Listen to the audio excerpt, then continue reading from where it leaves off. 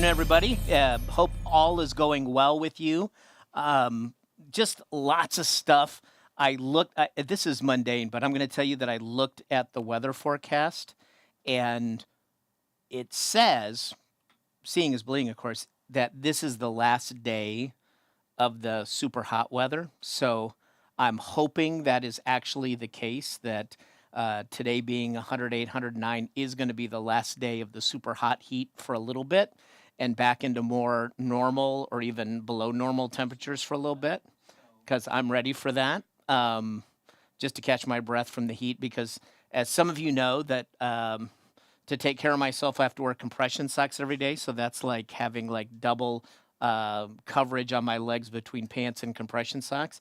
So it's a little warm when it's 108, 109, 110. So that's okay. It's also week 2 of Pastor Brian's vacation. So you're still with me and me alone in terms of talking today, but we're doing good.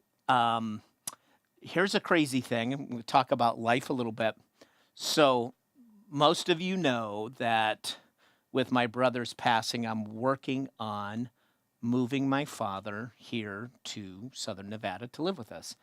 Crazy thing. I was talking to staff today. It is really hard to find somebody who wants to professionally move essentially one bedroom worth of furniture from Wisconsin to Nevada. I think there are lots of companies who'd like to move a whole house of goods, but few and far between. So I've been hunting and making calls for the last week, trying to find a national mover. And believe me, I've tried most of them now, kind of all the big names, to help facilitate a move of my father's belongings here to Nevada. And I'm still waiting for answers from a couple of companies, but I've had a lot of doors, proverbial doors, slammed in my face, and I certainly don't want to be the guy driving a U-Haul it across America with faulty air conditioning just to get my dad's stuff here. So hopefully, we will find a moving company that's willing to do it and not charge an arm and a leg because it should be expensive, but not cost prohibitively expensive. So that's what's going on with me. We're trying to work on all those details in our house and get that set up so that we can get him out here and smoothly. Today, though, we did have not interesting, but a different day today. Tuesday's pretty busy. It still is busy, but after our worship team meeting today, instead of having our all-staff meeting, we had a staff lunch today. And one of the things, and the reason we had a staff lunch today, was that we were celebrating our bookkeeper who will soon retire, Barb.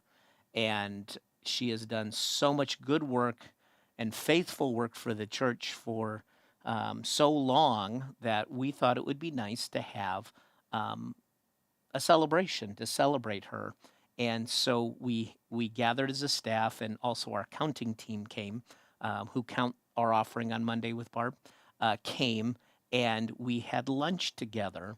And one of the fun things that we got to do today was we got to tell Barb exactly why we value her. We value her ministry, her kindness, and her team effort. She was always willing to do stuff to help the church. And so I think it's as important. As you know, this past weekend we began our KCLC radio series with the song "Have I Told You Lately That I Love You" from Van Morrison / Rod Stewart. But I also think it's important when you say, okay, have you expressed that? Well, we came to lunch today and we took time to verbalize why we appreciate all that Barb has done, not just for us as individuals, but for the congregation as well. And it just made me think that, oh my gosh, it is always good to affirm people in the things that they do, and not just and not just on their way out the door. You know what I'm saying? Like, that was great. We never said it before, but now you're the best. See you later, right? But I think it's always good to affirm people in the things that they do and the effort that they put out and the gifts that they bring. But we were able to do that today for Barb, and I think that that is a really wonderful thing that we could celebrate her and have her hear how much we appreciate her.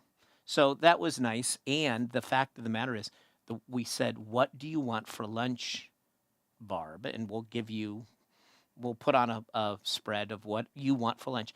And near and dear to my heart, she wanted barbecue today.